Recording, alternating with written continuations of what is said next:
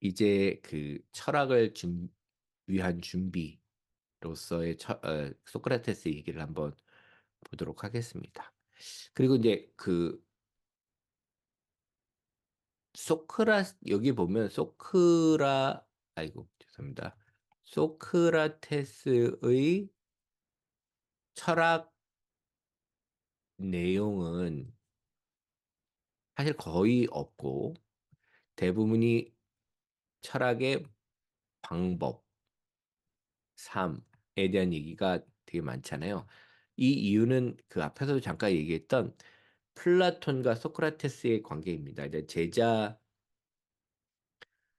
플라토닉 쓴 전체의 글이 이렇게 동그라미라고 볼 때 여기에서 소크라테스가 차지하는 비용은 한 80% 이상이라고 봅니다.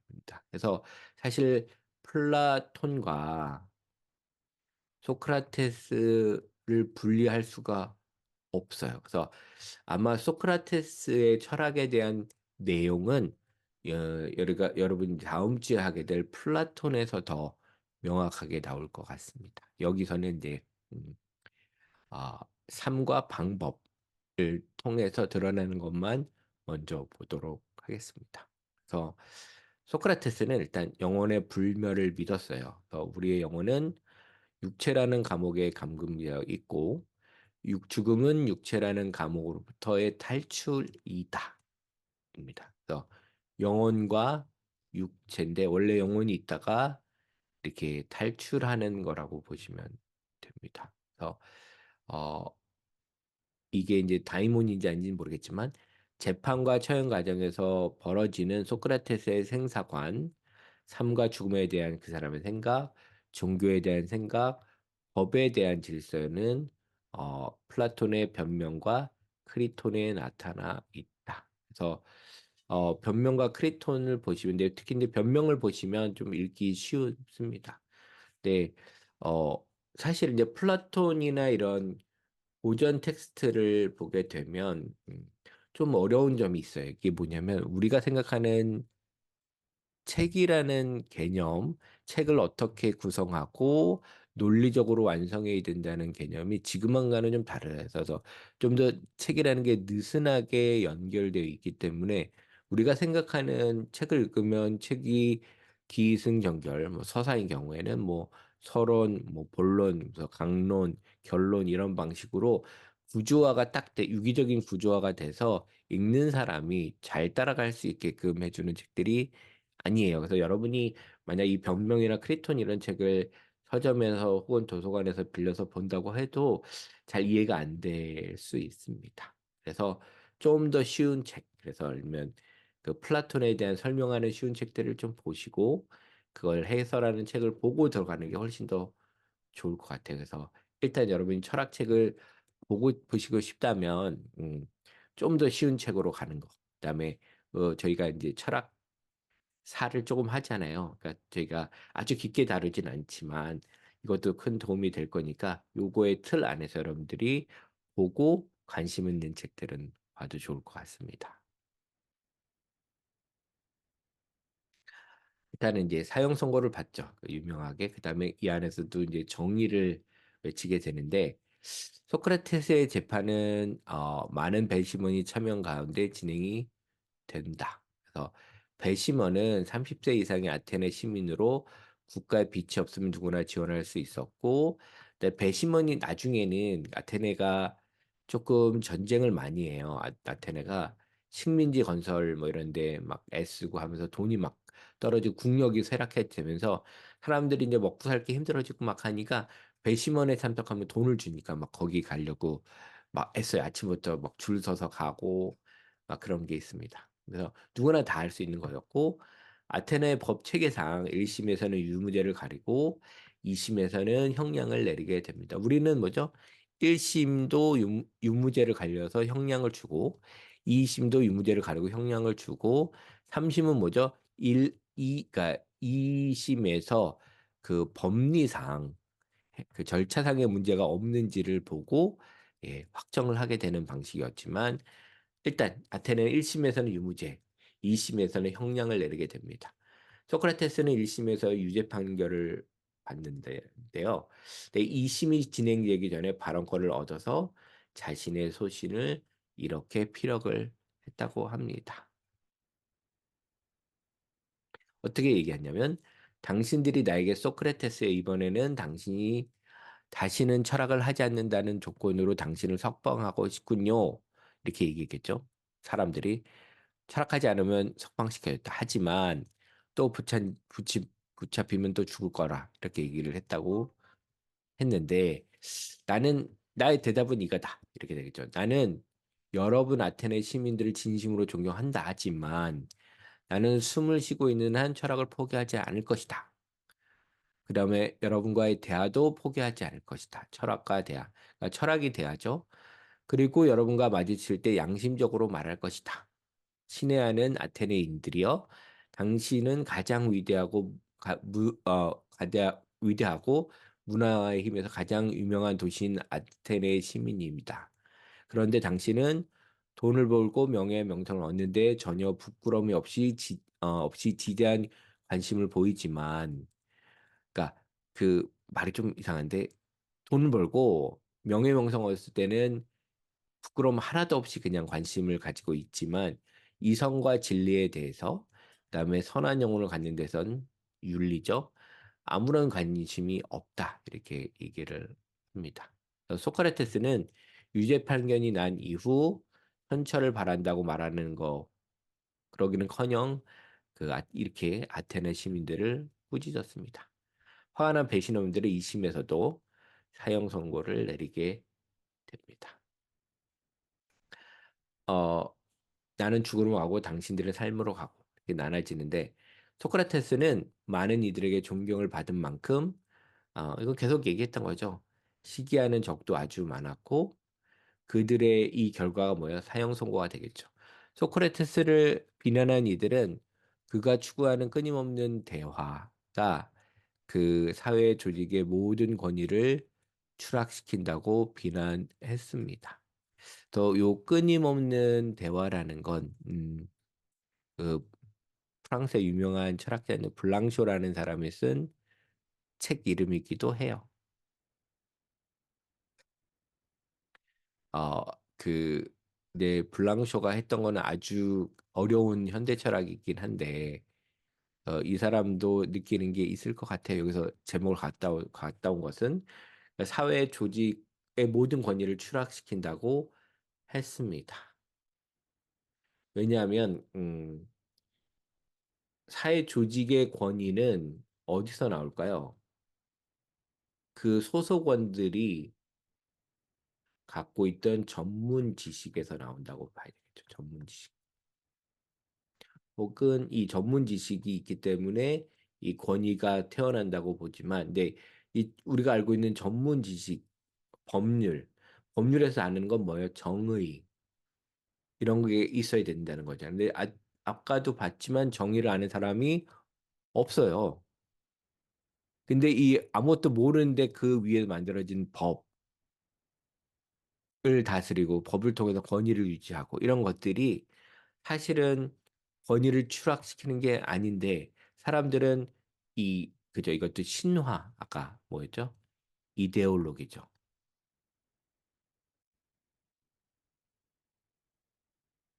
그죠? 요즘에도 뭐야, 정치인들이 판결로 말하겠다. 이런 말을 많이 해요. 판결로 말하겠다. 나는 모르겠지만 이제 판결이 나면 그 법정에서 다 가려질 테니 기다려 달라 이렇게 얘기를 많이 하는데 재판인데 사실은 여러분 알겠지만 이 법이라는 건 완전하다. 진실과 거짓의 그 차이를 알려준다. 그런가요? 그렇지 않잖아요. 이것도 하나의 신화라고 보십니다. 법이 갖고 있는 신화. 법은 완전하고 정의롭다는 신화에서 작동을 하는 거라고 보시면 되죠. 음. 그리고 하나는 이제 그 사회조직의 권위를 추락시켜야 되고 두 번째는 소크라테스가 신화를 언급하지 않되 도덕만을 강조했기 때문에 종교계의 피해도 만만치 않다. 그러니까 신화를 언급하지 않았어요. 그래서 이러한 세력들이 힘을 모아 소크라테스를 법정에 서게 했고 사형 선고를 받게 했다고 볼 수 있습니다. 변명에서 팔레지에서 소크라테스가 법정을 떠나 감옥으로 가면서 청중에게 남기는 고별사가 있는데 어, 그래서 하는 말은 떠날 시간이 됐다. 이제 우리는 각자의 길을 가자. 나는 죽음으로 가고 당신들은 삶으로 가고 그렇지만 어느 쪽이 좋은 길인지 신만이 알 수 있다. 이렇게 되고 있습니다. 그러니까 그 사실은 이제 소크라테스가 믿었던 거는 영혼은 육체 안에 갇혀 있지만 죽음 후에 영혼은 예, 그 초월적인 어딘 곳에 가 있을 거고 더 자유롭게 된다. 육체는 영혼을 억압하는 것이다라고 생각하는 거였죠. 그래서 더 이게 자기는 이제 자유를 얻어서 가는데 너희들은 아직 그 육체에 남아 있다는 것이 그게 더 나쁜 거다 이런 얘기를 하는 거죠. 당시 아테네 법에 따르면 사형 선고를 받은 이는 24시간 이내에 천형 되게 되어 있었나 봐요. 하지만 아폴론에게 제물을 바치는 배가 출발하는 날부터 돌아오는 날까지는 신청 기간으로 어, 여겨 이때는 처형을 신성한 기간이죠. 신청일. 그래서 처형을 금했습니다. 그래서 그 아폴론 제사를 지내는 거죠. 그때는 사형 집행을 하지 말라 이렇게 되어 있는데 소크라테스가 사형 선고를 받을 때 마침 그 이 아폴로에게 제사를 가야 되는 배의 뒷부분을 장식하던 날이었다. 더욱이 배가 역풍을 맞나 보통 때보다 늦어지는 바람에 소크라테스의 사형은 많이 늦춰졌나 봐요. 그렇게 소크라테스는 한 달 동안 감옥에 있었는데 소크라테스의 제자들은 그를 국경 밖으로 탈출시키려는 계획을 세웠습니다. 음. 도시를 빠져나갈 경계선만 넘으면 모든 법적 문제는 해소되는 것이었습니다. 왜냐하면 그때는 이제 도시 국가였기 때문에요. 다른 도시로 넘어가면 완전 법적인 효력이 없는 거죠. 그래서 그리스의 저항적인 지식인들은 자유롭게 다른 도시로 이동할 수 있었고 덕분에 자유로운 지적 탐구가 가능했다. 그래서 범죄자가 되면 다른 데 넘어가면 되는 거죠. 근데 실제로 어떤 도시에서 홀대받던 명망 있는 사상가들이 다른 도시에서는 추앙의 대상이 되기도 했습니다. 그래서 소크라테스의 제자들도 야 이렇게 앉아서 사형을 당하느니 다른 도시로 그 선생님 가십시오라고 종용을 했겠죠. 게다가 상당수의 시민과 지성인들은 소크라테스가 사형 받을 만한 짓을 저질렀다고 생각하지도 않았습니다. 그러니까 어 근데 아까 아리스토파네스의 희극처럼 대중은 어떻게 생각했느냐라는 거는 뭐냐면 아리스토파네스가 되게 유명한 희극 작가였거든요. 인기가 많았고 매년 있는 그 어떤 경연제 있거든요. 연극 경연도 상도 많이 타고. 그래서 어떻게 보면 이게 궁금한 게 아리스토파네스의 그 관점이 대중의 관점하고 일치를 했는가 아닌가. 거기서 되게 우스꽝스럽게 나오는 그 소크라테스가 사람들의 인식과 맞았을까?는 거는 조금 연구가 있긴 있는 것 같아요. 근데 사람들에게는 어, 많은 사람들이 사형 받을 만하다고 생각했던 사람도 있을 것 같고 또 아닌 사람들도 있었을 것 같습니다. 그래서 델러스에 갔던 배가 돌아올 때가 되니까 소크라테스의 친구들과 제자들은 취재해졌겠죠. 그래서 소크라테스의 친구 크리톤이 밤중에 소크라테스가 갇힌 감옥에 찾아와서 또 한 번 탈옥을 하다고 간곡히 권유합니다. 이 재판은 부당하다. 소크라테스 너가 죽는 것은 그러니까 너희 가족과 우리 제자들에게 큰 불행이다. 돈이 얼마가 들든 그러니까 내가 그 매수할 테니까 재벌 탈옥하자라고 이렇게 권유를 했나 봐요. 하지만 소크라테스는 이를 거절합니다. 그러니까 소크라테스가 하는 말은 나는 재판 결과와 상관없이 결과에 복종할 것을 생각했다. 나는 사형 선고가 내려졌다고 해서 이에 불복하고 탈옥한다면 이것은 부정을 저지르는 것이고 나를 양육한 국가를 배신하는 것이다. 우리는 국법을 보호하고 보호를 받고 살아가고 있다. 법률에 따라 국가가 나에게 죽음을 명령했다면 이를 어길 수는 없다. 그래서 이런 말이 있었잖아요. 악법도 법이다. 이 말을 소크라테스가 했다, 안 했다라는 논쟁이 많은데 사실 결과는 하지 않았다 합니다. 그러니까 많은 독재자나 그 법치를 앞세워서 독재를 하려고 했던 사람들이 내세웠던 논리가 있거든요.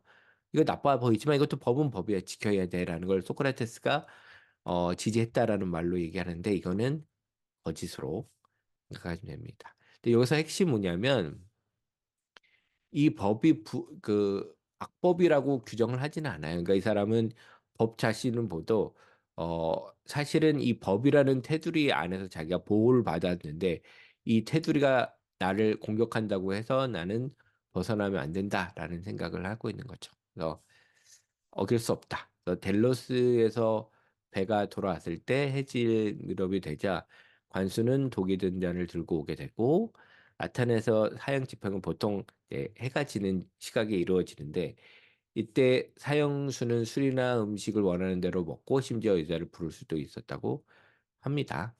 그러니까 뭐죠? 마지막 유흥을 즐기고 가라 이런 건데 소크라테스는 독약이 빨리 갖고 오라고 했고 의연하게 독을 마시고 최후를 맞이했다. 그래서 플라톤의 파이돈에는 마지막 말이 이렇게 나옵니다.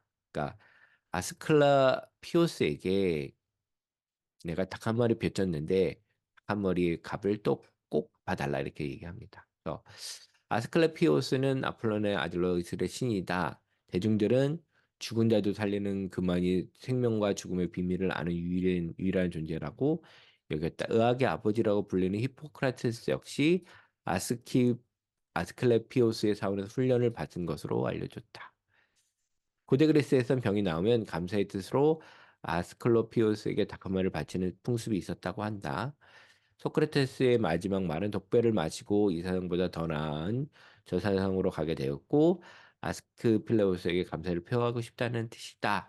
라는 해석도 있고 또 다른 해석도 있습니다. 다른 해석은 뭐냐면 친구인데 진짜 빚을 졌는데 한 마리 빚졌으니까 갖다 줘라 라는 거니까 이건 뭐예요?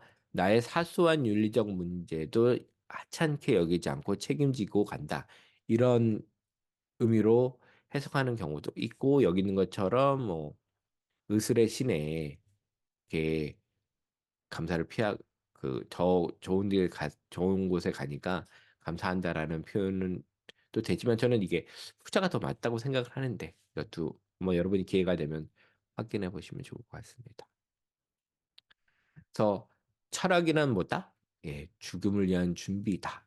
그래서 그 하이데거라는 그 20세기 초에 가장 유명한 철학자라기도 할 수 있어요. 하이데거가 이 사람은 어떻게 생각하냐면 우리가 현재를 살아가는 것에 항상 죽음이 영향을 준다고 생각했어요. 우리는 죽음이라는 것을 염두에 두고 염려하면서 산다 이렇게 얘기를 했는데 그러면서 철학이란 죽음을 준비하는 거랑 또 약간 맥락이 같은 것 같습니다. 소크라테스의 죽음은 종교적인 순교와도 비슷한 측면이 있다고 볼 수 있죠. 그 유언을 보면 영혼의 불멸을 믿었던 것처럼 보이는데 소크라테스는 육체와 영혼을 구별하면서 제가 얘기했죠? 육체를 영혼을 가두는 감옥이라고 했습니다. 죽임이란 다른 곳으로의 자리 바꿈이고, 그러니까 나는 죽고 사라지는 게 아니라 다른 곳에 자리를 바꾸는 거고, 꿈꾸지 않은 깊은 잠이라는 것이다. 그래서 우리가 죽음을 통해 더 좋은 곳으로 간다면 이게 또 축복일 수도 있다. 이렇게 소크라테스는 생각했죠. 그래서 소크라테스 보기에 육체적인 차원의 삶은 그저 생존을 위한 유욕을 채우는 것에 불과하다면 어, 우리는 뭐요? 죽음을 넘어선 삶을 사는 것이 진정한 의미의 삶이 되는 거죠. 우리가 죽음에 대한 공포를 느끼는 이유는 모든 것을 육체적 차원으로만 해석하기 때문이다. 그렇죠? 그러니까 우리의 영혼을 가지는 육체의 관점에서 보면 이게 사라지는 거는 사실은 가장 끔찍한 일이 되는데, 근데 요게 더 핵심이 우리의 영혼이고, 영혼은 죽음 위에도 살아남고 다른 곳에 갈 수 있다면 다른 의미가 되겠죠. 제대로 사는 삶은 죽음을 마지막으로 생각하지 않는 것. 우리는 살아가는 동안 죽음을 수련해야만 한다라고 소크라테스는 말합니다. 사실은 우리는 사실 어떤 끝을 향해서 가는 거잖아요. 그래서 사실 우리는 태어나는 게 죽음하고는 완전히 절대로 다른 거라고 생각하지만 사실은 우리는 태어나면서 뭐요? 죽, 죽는다는 조건을 갖고 태어나는 거예요. 그래서 우리는 항상 죽음을 가지고 있다라고 보는 거죠. 그래서 철학으로 생애를 보낸 사람은 죽은 뒤에 저승에서 가장 좋은 것을 얻게 되었다고 확신한다. 철학자들의 수련이란 몸에서 영혼의 풀려남과 분리야. 계속 얘기 나오는 거죠. 아, 감옥처럼 영혼을 가두는 어, 육체에서 영혼이 풀려남과 분리되는 것. 철학자들의 죽음은 철학자들은 이제 죽음을 수련하는 사람이다. 죽게 되었다고 화를 내는 사람이 있다면 그는 지혜를 사랑하는 사람이 아니다. 그는 몸을 사랑하는 사람으로 재물과 명예를 좋아하는 사람이기도 하다. 이거는 이제 형이사학적인 얘기고 사실은 어, 육체에서 정신이 일어난다고 보는 사람. 창발론이라고도 많이 하는데 이거는 이제 육체가 전부인 거죠. 육체가 없으면 우리의 의식도 사라지죠. 이게 이제 현대 과학적인 맥락에서 이렇게 이해할 수 있죠. 그래서 어 그러면 뭐 소크라테스의 이야기는 다 끝나냐? 라는 그러면 다 거짓말이냐? 그런 거보다는 아까 얘기했던 거랑 비슷하게 보시면 더 좋을 것 같아요. 뭐냐면 생, 삶 이런 거의 핵심이 마치 그거는 항상 태어나고 꽃피고 아름답고 그런 것처럼 보이지만 그 안에 뭘 갖고 있다? 죽음이라는 걸 가지고 살아간다. 그러니까 죽음을 빼어내고 우리가 생명만을 가지고 논할 수는 없다라는 얘기가 될 것 같아요. 그런 의미에서 이제 소크라테스의 죽, 그죠? 영혼과 육체를 이해하는 것이 더 좋을 것 같다는 생각이 듭니다. 지중해 전역에서 모였던 소크라테의 제자들은 이제 죽은 뒤 절망과 충격에 빠져 대부분 아테네를 떠나게 되고, 플라톤도 그 중에 하나였죠. 그래서 진짜 목격한 사람이었고, 하지만 그의 장렬한 죽음, 소크라테스 죽음은 그를 역사에 길이 남는 철학자로 만들었다. 철학자다운 행동이 불러온 죽음은 어, 그 철학사에서 그의 위상을 확고부당하게 자리매김을 했어요. 소크라테스는 그가 죽은 다음에 아, 그의 가르침을 따라서 여러 학파가 생겨났는데 그 중에 하나가 플라톤 학파, 키니코스 학파, 메가라 학파, 엘리스 학파 등이 있습니다. 그래서 다는 아니겠지만 하나씩 한번 보게 되는데 가장 중요한 건 뭘까요? 당연히 플라톤을 통해서 자기 철학을 세운 플라톤이라는 철학자가 될 것 같아요. 많은 사람들이 그 유명한 화이트헤드인가요? 그 분이 했던 얘기는 모든 철학은 플라톤이 쓴 글의 각주에 지나지 않는다. 그래서 철학의 출발을 뭘로 보는 거예요? 플라톤으로 보고 있습니다. 왜냐하면 아까도 얘기했지만 소크라테스와 플라톤은 사실 한 몸이라고 봐야 되기 때문에 소크라테스라고 했고 플라톤이 서양 철학의 기원으로 볼 수 있다. 나머지는 뭐야? 거기에 밑에 조그맣게 준 각주들이다. 이렇게 보는 관점이 되는 거죠. 그래서 플라톤을 이제 여러분이 좀 알게 되시면 서양 철학은 이런 모양이 되고 있구나라는 전반적인 감을 알게 되실 것 같습니다. 그래서 오늘은 이제 그 소크라테스를 알아봤는데 아까도 얘기했지만 소크라테스는 그 어떤 철학적 내용보다는 이 사람의 철학적 방법론, 그다음에 삶으로 철학하는 그런 모습에 대해서 그 중점을 두고 얘기를 좀 들었습니다. 다음 주에는 본격적으로 이제 플라톤 얘기를 해보겠습니다. 수고하셨습니다.